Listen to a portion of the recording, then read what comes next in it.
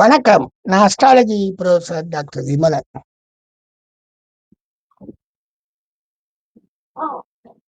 மரணம், துர்மரணம் கேட்கிறாங்க.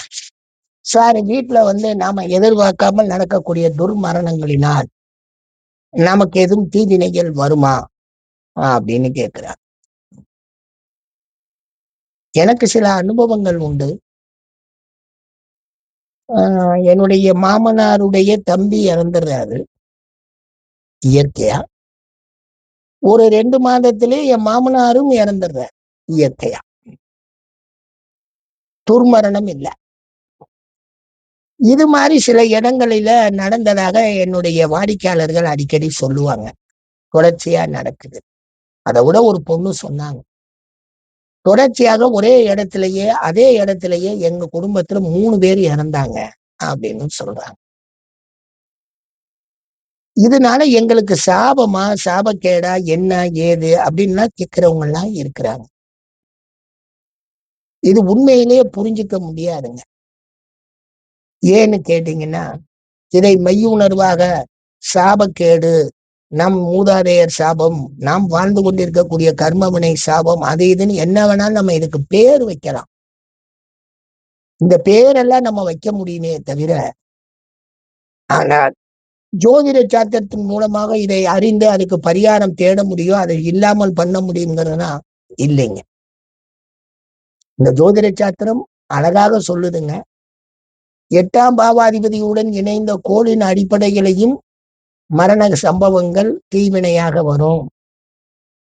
அது நீங்கள் நினைப்பது போல் இல்லை. லக்னத்துக்கு 7ஆம் பாவத்திலையும் அது அஸ்தமன பாவம் என்பதால் அங்கும் உங்களுக்கு தீவினை கோள்களால் வரக்கூடிய துர்மரணங்கள் அப்படின்வாங்க. இந்த துர்மரணம் அப்படின்னு சொன்னா என்ன, நம்ம எதிர்பாராமல் வரக்கூடிய துரதிர்ஷ்ட மரணம். மரணத்துல அதிர்ஷ்ட மரணம் இயற்கையா சாகிறோம், அதிர்ஷ்டமற்றது இந்த துரதிர்ஷ்ட மரணம். அதுதான் துர்மரணம் ஷார்ட்டா சொல்லிடுவாங்க. அது நடக்கக்கூடாது. தூக்கு போட்டு இறந்துடுறது, தற்கொலை பண்றது அத்தனையுமே துர்மரணம் தானே. கொலை செய்கிறதும் துர்மரணம் தானே. கொலையும் தற்கொலையும் துர்மரணம், மற்றபடி இயற்கை மரணம். ஆனால் இவற்றால் ஏற்படக்கூடிய தோஷங்கள் நம் குடும்பத்தை பாதிக்கும், நம் குடும்பத்தை செல்வத்தை அழிக்கும் அப்படிங்கிறத ஏற்புடையதாக எனக்கு இல்லைங்க. இந்த உலகத்துல தற்கொலை நடந்த குடும்பங்கள் ஏகப்பட்டது இருக்கு, கொலைகள் நடந்த குடும்பங்களும் ஏகப்பட்டது இருக்கு. அந்த குடும்பங்கள்ல இன்னைக்கு நல்லா வாழ்ற குடும்பங்கள் ரொம்ப அதிகமாக இருக்கு. இப்ப அண்ணன் தம்பியை கொல்றது, தம்பி அண்ணனை கொல்றது, அப்பாவை கொல்றது, அம்மாவை கொல்றது, புருஷன் மனைவியை கொல்றது, மனைவி புருஷனை கொல்றது, இப்படி எக்கச்சக்கமான கொலைகள் இருக்குது. சரி, இவங்களுடைய துயரங்கள் தானாம இவங்களா தற்கொலை பண்ணிட்டு இறந்து போறவங்களும் எக்கச்சக்கமா இந்த உலகத்துல இருக்கிறாங்க. கொஞ்சம் நெஞ்சம் இல்ல. வருஷத்துக்கு ஒரு 5 துர்மரணம் நடந்துச்சுன்னா அது துர்மரணம்னு சொல்லலாம். வருஷத்துக்கு 5 லட்சம் துர்மரணம் நடந்துகிட்டே இருந்தா அதை எப்படி துர்மரணம்னு சொல்லுவோம்? தற்கொலை சாதாரணமா நிறைய வீட்டுல தற்கொலை, குடும்பமா தற்கொலை நடக்கிறவங்களும் இருக்காங்களே. அந்த நடந்த வீட்டுல பழையபடி கூட்டி சுத்தம் பண்ணி எல்லாம் செஞ்சு இன்னொருத்தவங்க குடி போயிடுறாங்களே, வாடகைக்கு இருக்கிற வீட்லயும் சொந்த வீட்லயும் அங்கேயே இருக்காங்களே, அவ வாழ்ந்தவங்க எல்லாம் இருக்கிறாங்களே. அதெல்லாம் அந்த கொஞ்ச நாளைக்கு பயத்துல அச்சத்துல வீடை காலி பண்ணி அங்கிட்டு போவாங்க. ஒரு 2 வருஷம் 3 வருஷம் கழிச்சு பழையபடி அதே வீட்டுக்கே குடியிருப்பாங்க. கேட்டான்டா இதுலதான் தொங்குனான்னு சொல்லிட்டு அப்படியே வாழ்க்கையை நடத்துறவங்க நிறைய பேர் இருக்காங்க. ஆக நாம இத பரிகாரம் தேடி போவதால் என்ன நடக்குது அப்படின்னு கேட்டீங்க. பரிகாரம் தேடுவதால் நமக்கு கிடைப்பது என்னன்னா ஒரு மனச்சாந்தி, அவ்வளவுதான். இந்த மனச்சாந்தி பரிகாரத்துக்காக பல லட்சங்கள் நீங்க செலவு பண்றீங்க, பல ஆயிரம் செலவு பண்றீங்கன்னா அது தவறுன்னு சொல்றதுக்கு தான் இந்த வீடியோ. தைரியமானவங்க அவங்கவுங்க நிம்மதியாக சத்தா ரைட்டு, இறைவன் மேல பாரத்தை போடுன்னு சொல்லிட்டு அங்கிட்டு போய் பாரத்தை போட்டு போயிடுவாங்க. ஆனா இப்ப என்ன சொல்ல வர்றாங்க, எங்க ஜோசியர்களே, புது ஜோசியர்கள் வர்றாங்க, இதுக்கெல்லாம் அந்த துர்மரணத்துக்கெல்லாம் நாங்க சொல்றபடி அந்த பரிகாரம் இந்த பரிகாரம் அதுக்கெல்லாம் இவ்வளவு செலவு அப்படி இப்படின்னு சொல்றப்ப ஏற்கனவே பயந்து போய் வாழ்ந்துகிட்டு இருக்கக்கூடிய நம் மனிதர்கள் இவங்க பயமுறுத்துறதுல இன்னும் அதிகமாக பயந்து போய் அவங்க கேட்கிற பணத்தை செலவழிச்சு வெட்டியாதான். ஏங்க, பயத்தின் வெளிப்பாட்டுக்கு நம்ம இறைவனை கண்டுபிடிச்சு வச்சிருக்கோம்லங்க. எல்லாத்துக்கும் இறைவனே நம்ம போய் இறைவா நீயே எங்களை காப்பாத்து, தெரியாமல் நடந்த அந்த சம்பவத்தினுடைய விளைவுகளால் எங்களுக்கு அதுல எந்த பங்கும் இல்லை. நாங்க நல்லதுதான் சொன்னோம். இது தற்கொலை பண்ணி இறந்த உயிர் கேட்கல. அதன் விருப்பத்தினால அது தற்கொலை பண்ணிடுச்சு. தயவு செய்து எந்த ஒரு பாவமும் எங்களுக்கு வராமல் பார்த்துக்கன்னு கேட்டா பரவாயில்ல. அதை விட்டுவிட்டு இந்த பரிகார ஜோசியர்கள் அங்கிட்டு போய் அப்படி போய் நின்றுட்டீங்கன்னா அவன் சொல்றதான வேத வாக்கு. அவன் என்னென்ன சொல்லுவான். அப்பா அவன் பேசுற பேச்ச பார்த்தீங்கன்னா நம்ம மேற்கொண்டு அச்சப்பட்டு அங்கவே நம்ம என்னமோ இந்த ஒரு படத்துல சொல்ல மாதிரி நம்ம ரத்தம் கக்கி சாகுற அளவுக்கு அவன் சொல்லிடுவான். இதை நீங்க செய்யலைன்னா இன்னென்ன மாதிரி எல்லாம் வரும்னு பயமுறுத்துவான். ஒரு ஜோதிடம் பார்த்தா பரவாயில்ல, ஜோதிடத்தை விட்டுட்டு இந்த வேலையெல்லாம் பார்த்தா விளங்குமாங்க? சரி விடுங்க, இது ஒரு பக்கம் இருந்தாலும் இந்த கதவை அடைக்கணும் பாங்க. கனிஷ்டா பஞ்சமி அப்படின்னு சொல்லி, கனிஷ்டா பஞ்சமி அப்படின்னா அந்த அவிட்டம், சதயம், பூரட்டாதி, உத்திரட்டாதி, ரேவதி அந்த 5 நட்சத்திரத்திலே இறந்தவங்களுக்கு வீட்டு கதவை மூடணும்னு சொல்லி அன்னைக்கு சொல்லியிருக்கான். காரணம் கேட்டா சொல்ல மாட்டேன், ஆனா சொல்லிட்டு போயிருப்பான். இன்னைக்கு எல்லாம் வீடெல்லாம் அடைக்கவே முடியாங்க. இருக்கிறது ஒரு வீடு, எந்த பக்கம் எந்த கதவை அடைப்பீங்க? அன்னைக்கு வீடு அடைக்கணும்னு சொன்னீங்கன்னா வீடே கிடையாது, அப்புறம் எங்கிட்ட வீடு அடைக்கிறது? எனக்குள்ள இருப்பாங்க, சரி அடைச்சிட்டு இந்த அந்த வீட்டுல போய் சொந்தக்காரன் வீடு தானே பக்கத்துல இருக்கு, அவன் வீட்டுல கூவி இருந்துட்டு இருப்பாங்க.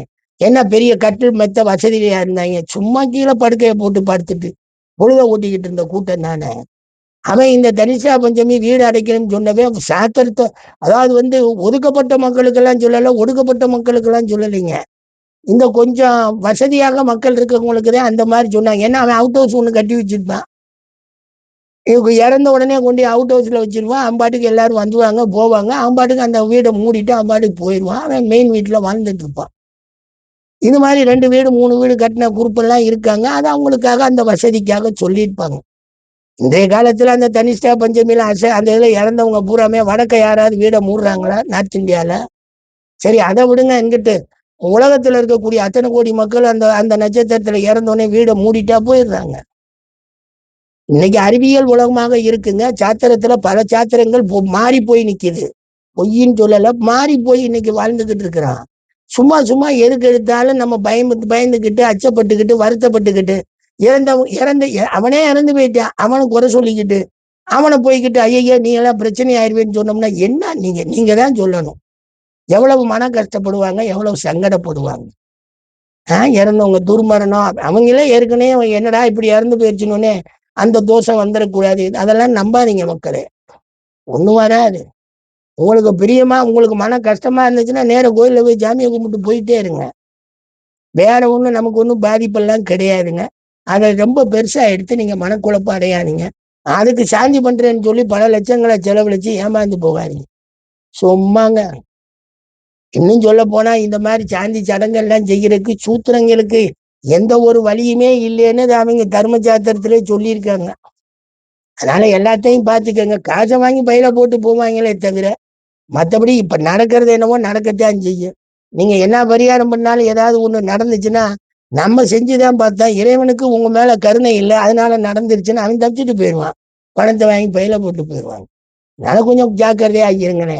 பரிகார பொய்களை இன்னும் நீங்க நம்பிக்கிட்டே இருந்தீங்கன்னா ஆன்மீக பரிகாரம்ங்கிறது ஜோதிடத்திலே கிடையாதுங்க. அப்படி நாங்க எதையுமே சொல்லிங்க. இன்னைக்கு இருக்கிற கூட்டம் எல்லாம் ஆன்மீக பரிகாரம் சொல்லிட்டு மக்களை முட்டாளாக்கிட்டு இருக்கு. பாத்தீங்கன்னா நாங்கெல்லாம் வித்யா அவங்களுடைய என்னது ஒவ்வொரு கடவுளா புடிச்சுக்கிட்டு நாங்க அவனுடைய கடவுள் அப்படி இப்படின்னு சொல்லிலாம் ஏமாத்துற கூட்டம். அது இந்த பொம்பளையாளுக ஏமாத்துறத கேட்கவே முடியலைங்க. நிறைய பேசுறாங்க, மேடை பேச்செல்லாம் நம்ம கேட்க வேண்டியிருக்கு. அனைவருமே பொய் கூறக்கூடியவங்களாக மாறி இருக்காங்க. இந்த பரிகாரத்துல பணத்தை சம்பாதிக்கிறேன்னு சொல்லிட்டு பொய்ய சொல்லிக்கிட்டு உண்மையிலே அவங்களுக்கு தாங்க துர்மரணம்லாம் ஏற்படும். ஏன்னா பொதுமக்களை ஏமாத்துறாங்கல்ல. பொதுமக்களை ஏமாத்தக்கூடாதுல்ல. சாத்திரத்துல அப்படி இல்லாம சொல்லியிருக்குங்க, இத்தனை லட்சம் வாங்க இப்படி பரிகாரம் பண்ணுன்னு. எங்க சிவனை கும்பிடுறதுக்கு வில்வம் போதுமேங்க, பெருமாளை கும்பிடுறதுக்கு உங்களுக்கு துளசி போதுமேங்க. இவங்க அநியாயம் தாங்க முடியலைங்க. நாளுக்கு நாள் இவங்க அநியாயம் கூடுதுங்க. மக்கள் பயந்து போய் போறாங்க. பாத்துக்கங்க. நன்றிங்க.